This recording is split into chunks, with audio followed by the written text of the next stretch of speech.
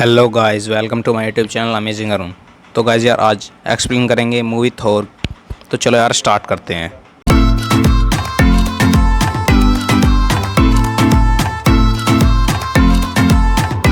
इस मूवी के अंदर गाइस 9 जेम्स यानी कि 9 अलग अलग गैलेक्सीज के प्लैनेट्स की बात की गई है। ये सब एक स्ट्रक्चर यानी कि यगड्रैसिल से जुड़े हुए हैं, जिसके बीच में आता है मिडगार्ड यानी कि अपनी धरती यानी कि अर्थ। इन सब प्लैनेट्स में सबसे ऊपर आता है एसगार्ड, आज जिसकी हम बात करने वाले हैं, जिन्हें मिडगार्ड के लोग देवता मानते हैं, जो कि एसगार्ड में रहते हैं। एसगार्ड के लोग यानी कि एसगार्डियंस, जो कि कई सदियों से एसगार्ड की और उन सभी ग्रहों की रक्षा कर रहे हैं। सन 965 एडी में यूटनहाइम नाम के एक प्लेनेट पर, जहां पर फ्रोस्ट जायंट्स यानी कि बर्फीले दानव रहते हैं, वहां के राजा लोफी ने नाइल जेम्स पे कब्जा करने के बारे में सोचा था। उसने स्टार्टिंग की थी अर्थ से यानी कि मिडगार्ड से। वो सब वहाँ पर राज करना चाहते थे। तभी वहाँ पर ओडिन आ जाते हैं, जो कि एसगार्ड के राजा होते हैं। वो अपनी फ़ौज के साथ आ जाते हैं और अपनी ताकत से उन सभी एंड फ्रोस्ट को उन्हीं की दुनिया में वापस फेंक देते हैं, और उनका एक खास हथियार जिसे कैस्केट कहते हैं उसे उनसे छीन लिया जाता है। फिर लोफी और ओडिन के बीच में एक समझौता हो जाता है, जिसमें कि लोफी ओडिन से कहता है कि वो अब किसी को भी आज के बाद परेशान नहीं करेगा। उसके बाद कई साल बाद 2011 में जब ओडिन बूढ़ा हो जाता है, फिर ओडिन सोचता है कि उसे अब किसी और को राजा बना देना चाहिए, और अपने बेटे थोर को राजा बनाने का फैसला कर लेता है। थोर एक एसगार्डियन होता है, जो कि ओडिन का ही बेटा होता है। थोर एक गॉड ऑफ थंडर है यानी कि तूफान का देवता है, और वो राजा बनने के लिए बहुत ही उत्सुक रहता है। पर उससे उसका भाई लोकी जलता है, क्योंकि वो सोचता है कि उसके पिता ओडिन थोर से ज़्यादा प्यार करते हैं और वो इसलिए उसे राजा बना रहे हैं। जिस दिन थोर का राजाभिषेक होने वाला होता है, उस दिन लोकी अपने मैजिक से एसगार्डियन का सेफ पोर्टल खोल देता है और उसके अंदर जायंट फ्रॉस्ट घुस जाते हैं, जो कि अपना कैस्केट चुराने आते हैं। पर ओडिन को पता चल जाता है और वो अपनी एक खास रोबोट मशीन यानी कि डिस्ट्रॉयर को उन सबको मारने के लिए भेज देता है।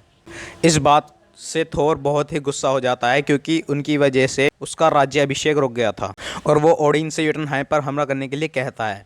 पर ओडिन उससे मना कर देता है, क्योंकि उसे अपना शांति समझौता याद था, इसीलिए। उसके बाद थोर को बहुत ही गुस्सा आ रहा होता है और उसके पास लोकी आता है। फिर लोकी उसे बताता है कि उसे अपने आप ही यूटनहाइम पर हमला कर देना चाहिए। फिर थोर अपने साथ अपने 4 साथियों को लेकर और लोकी को लेकर यूटनहाइम पर जाता है, पर वो सब के सब जायंट फ्रॉस्ट की सेना के सामने टिक नहीं पाते हैं। तभी वहाँ पर उन्हें बचाने के लिए ओडिन आते हैं और उन सबको बचाकर वहाँ से ले जाते हैं। थोर की इस गलती की वजह से ओडिन और जायंट फ्रॉस्ट का समझौता टूट जाता है, जिसकी वजह से ओडिन उससे नाराज़ हो जाता है, और वो थोर को राजा बनाने के बजाय उससे उसका हथौड़ा म्योनिर छीन लेता है और उसकी सारी शक्तियाँ भी वापस ले लेता है। और ओडिन उस हथौड़े म्योनिर के ऊपर एक मंत्र लगा देता है, जिससे कि उस हथौड़े को बस वही उठा सकता है जो कि उसके काबिल हो, यानी कि जो भी वर्ती हो वही उस हथौड़े को उठा सकता है, और उसमें थोर की शक्तियाँ भी आ जाएंगी। फिर वो थोर और उसके हथौड़े को की धरती पर फेंक देते हैं, यानी कि मिडगार्ड में फेंक देते हैं।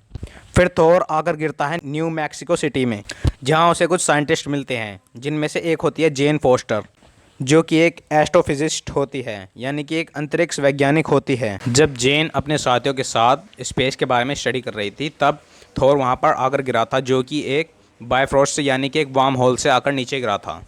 तो ये उसके लिए एक बहुत बड़ी खोज थी, जो उसे रातों रात फेमस बना सकती थी। इसीलिए वो थोर को कहीं जाने नहीं देती है और उसे अपने साथ ही रखती है, और वो उससे कुछ सवाल जवाब भी करने लगती है।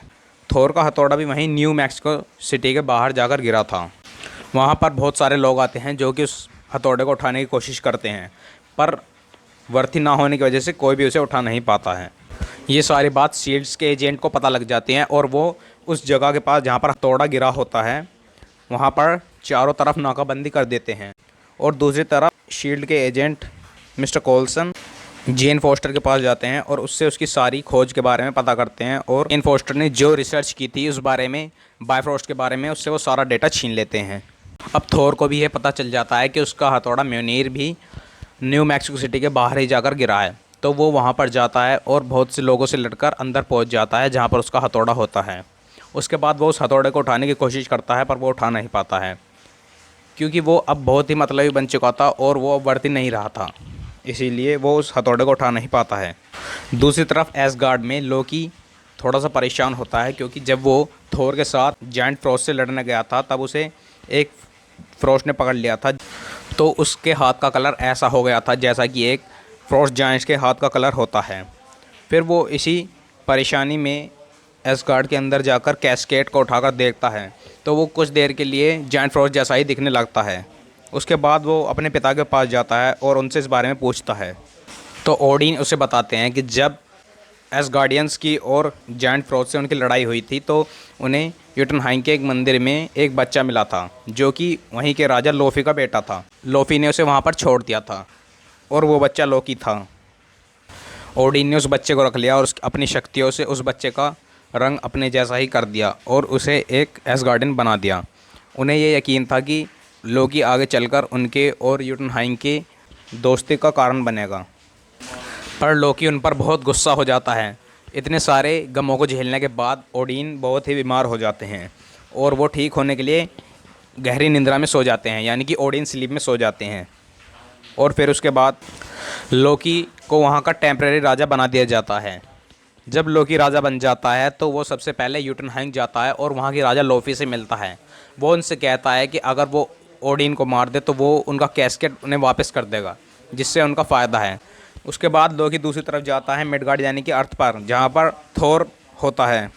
वो थोर के पास जाता है और वो उससे कहता है कि अब ओडिन की मौत हो गई है और उसके आने पर प्रतिबंध लगा दिया है, यानी कि अब वो एसगार्ड में वापस नहीं आ सकता। इसके बाद डॉक्टर एरिक सेल्विक वहाँ पर आते हैं और थोर को शील्ड के जेल से छुड़वा लेते हैं। Doctor Erik Selvig Jane Foster के ही पार्टनर होते हैं, जो कि जेन फोस्टर्स की रिसर्च में उसकी मदद करते हैं।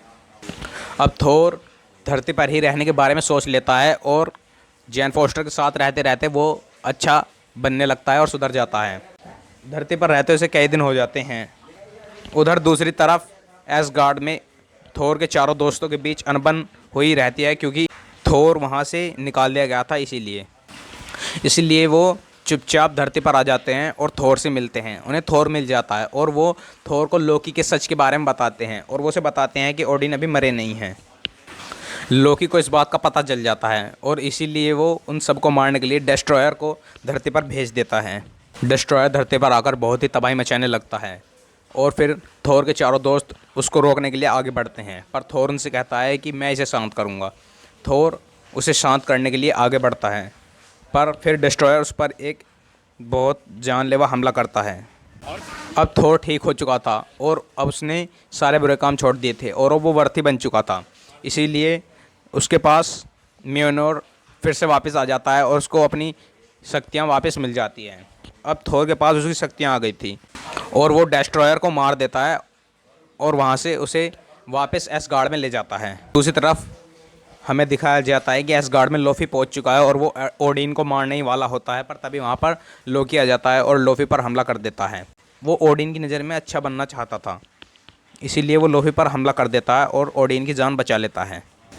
फिर थोर भी वहाँ पर पहुँच जाता है। थोर और लोकी आपस में ही लड़ने लगते हैं। उसके बाद लोकी बाइवरोस्ट को इस्तेमाल करके यूटनहाइम को तबाह करने लगता है, जिससे थोर उसे रोकता है, क्योंकि वो ओडिन को दिखाना चाहता था कि वो राजा बनने के काबिल है। इसीलिए वो यूटनहाइम पर हमला कर देता है, पर थोर उसे ऐसा करने नहीं देता है।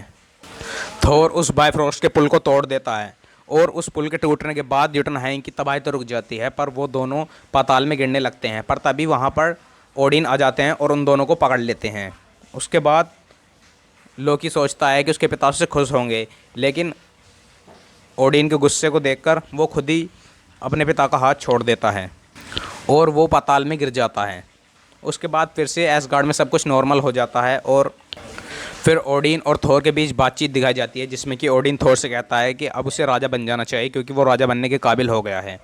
पर थोर उससे खुद ही मना कर देता है। वो उससे कहता है कि अभी मैं इसके काबिल नहीं हूँ, मुझे अभी राजा नहीं बनना है। और गाइस यहाँ पर ये मूवी ख़त्म हो जाती है। उसके बाद गाइस मूवी का पोस्ट क्रेडिट सीन दिखाया जाता है, जिसमें कि डॉक्टर एरिक सेल्विक को शील्ड के द्वारा बुलाया जाता है, जहाँ पर उसे शील्ड के डायरेक्टर निक फ्यूरी मिलते हैं। निक फ्यूरी उसे एक क्यूब यानी कि डेजरेक्ट क्यूब के बारे में स्टडी करने के लिए कहते हैं। तभी वहाँ पर हमें एक मिरर में लोकी दिखाया जाता है, जो कि डॉक्टर एरिक सेल्विक को अपने वश में कर कर उनसे हाँ बुलवा देता है, क्योंकि लोकी मरा नहीं होता है, वो पाताल में गिरकर भी बच जाता है। और अब वो लोकी आगे क्या चाल चलने वाला है ये अगली मूवी दी एवेंजर्स में दिखाया जाता है। तो गाइज़ अगर आपको हमारी वीडियो अच्छी लगी हो तो चैनल को सब्सक्राइब कर लें और मार्वल सीरीज़ की और मूवीज़ देखने के लिए हमारे चैनल को अभी सब्सक्राइब कर लें।